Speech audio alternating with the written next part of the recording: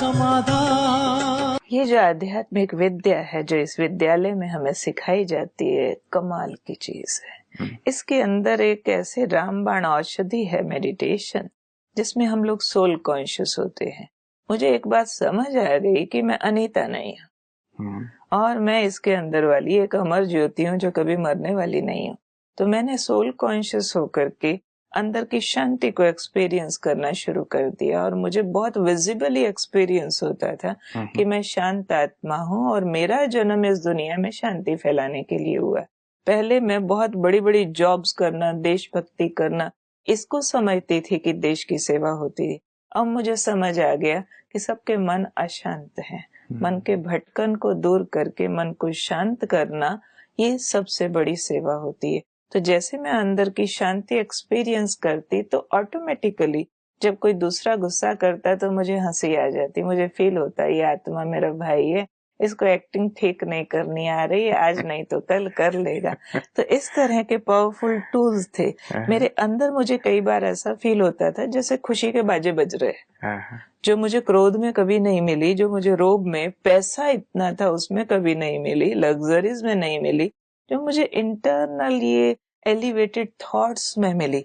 जब मैं फील करती थी भगवान मेरा पिता, वो मुझसे बात कर रहा है, I can experience he is in front of me, oh you are my बाबा, बाबा आप मेरे सामने हो।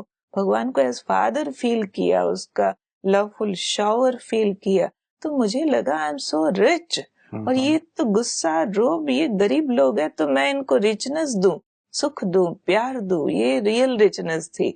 तो इससे मुझे अपना क्रोध तो गया सो गया, लेकिन दूसरे के क्रोध और रोब पर भी दया आती थी कि इनको भी मैं कुछ सुख शांति और दे दूं। जी, मतलब ये टूल भी लोग अपना सकते हैं अपने गुस्से को दूर करने के लिए। कई बार लोग बहुत कोशिश करते हैं 3 दिन ठीक रहते हैं, 1 हफ्ते ठीक रहते हैं, 15 दिन ठीक रहते हैं, फिर कोई सिचुएशन आती है, फिर से बुम, वो गुस्सा बाहर आ जाता है। तो उन्हें लगता है कि शायद ये अंदर ही रहता है, हमारा प्रयास करना निरर्थक है। गुस्से का एक और बहुत बड़ा कारण होता है, वो है हमारी अनलिमिटेड एक्सपेक्टेशंस। पहले मेरी एक्सपेक्टेशंस बहुत थी, मदर से, फादर से, अपने छोटे भाई से, अपनी बड़ी बहन से, कि ये लोग मुझे प्यार दें, ये लोग मेरी बात माने, ये लोग मेरे अकॉर्डिंग सारा घर चले, जिसको मैंने कहा है झांसी की रानी वाला स्टाइल था कि सब मेरी मर्जी से चलना चाहिए। अब मैंने अपनी एक्सपेक्टेशंस के लिस्ट को काटा लगा दिया। मुझे कुछ नहीं चाहिए, मुझे इंटरनली इतना मिला है। तो एक्सपेक्टेशंस की लिस्ट जो लोग कम करते हैं उनका क्रोध कम हो जाता है। और अगर एक्सपेक्टेशंस की लिस्ट कोई चेक करे, 90% मीनिंगलेस होता कि सामने वाला वैसा बोले जैसा मैं चाहती हूँ। क्यों? वो भी एक यूनिक पर्सनैलिटी है, जैसा वो है वैसा वो बोले, मैं एंजॉय करूं। क्योंकि ये एक नाटक है। नाटक में अगर राम ने अपने रोल को इम्पोर्टेंस देनी है तो उसको रावण के रोल का भी एंजॉय करना पड़ेगा, एक्सेप्ट करना पड़ेगा। तो मुझे ये समझ आ गया था स्पिरिचुअलिटी से कि संसार एक नाटक है, हर एक आत्मा एक यूनिक पर्सनैलिटी है और उसको अपने तरीके से बिहेव करने का अधिकार है।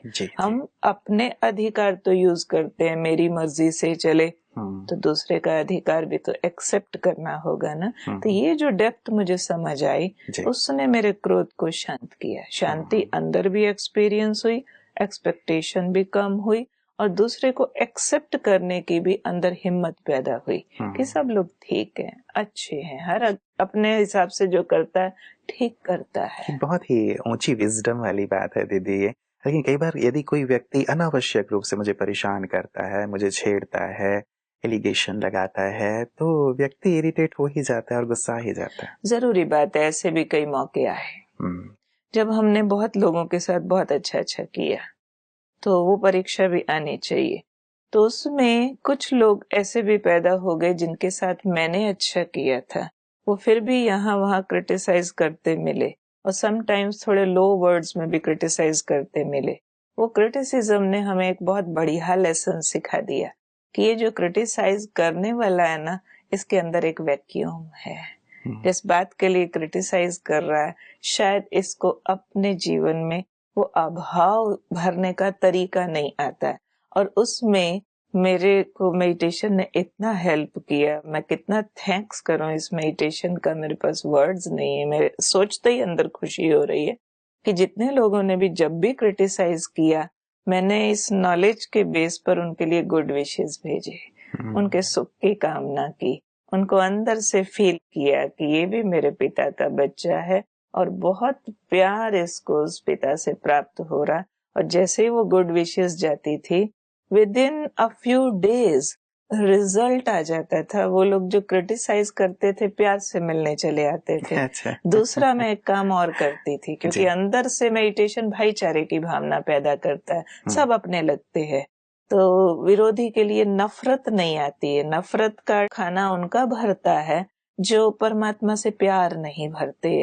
वो दूसरे की बुराई देख के, दूसरा बेमतलब मुझे तंग करना चाहता है, गिराना चाहता है, उसकी उस चाहना से हर्ट होते रहते हैं। लेकिन जो अंदर भगवान के प्यार से भरा हुआ है, उनकी चाहना से हर्ट होने के बजाय उनको अप्रिशिएट करते हैं।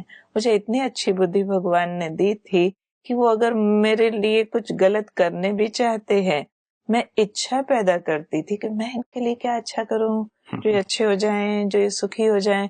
फिर मैं उनके सारे ग्रुप में बाय हार्ट उनको अप्रिशिएट करती थी। मैं अंदर में सोचती थी, इस बात में तो ये बुरे, चलो मुझे अच्छा नहीं मानते, पर उस बात में तो बहुत अच्छे हैं। मैं और लोगों को भी बोलती थी कि वो मेरे लिए ऐसा बोलते ना, माइंड नहीं करो, इस बात में, इस बात में, इस बात में बहुत अच्छे हैं, आप उनको कोऑपरेट करो। तो इस तरह से एक ऐसा सर्कल बनता था कि उनके पास वो अप्रिसिएशन पहुंच जाती थी मेरी बोली। और फिर एक चीज जो गई है, every action is an equal and opposite reaction, वो उनकी अप्रिसिएशन वापस हमारे पास आती थी। और आज के दिन में मैं इतनी सुखी हूँ जो मैं कह नहीं सकती, कि मुझे लगता नहीं है कि मेरी जिंदगी में कोई संघर्ष है। क्योंकि जो भी कोई क्रिटिसाइज करता है, जो भी मेरी कोई बात नहीं मानता है, उन सब के लिए मेरे पास इतने पॉजिटिव आंसर्स रहते हैं कि मुझे आसान लगता है। ये तो दो बहुत सुंदर सी टूल आपने दिए हैं दीदी, कि हम एक तो अपनी शुभ भावनाएं भी दें और साथ ही अप्रिशिएट करें। जी जी जी जी। वो अप्रिशिएट का भूखा है तभी तो क्रिटिसाइज कर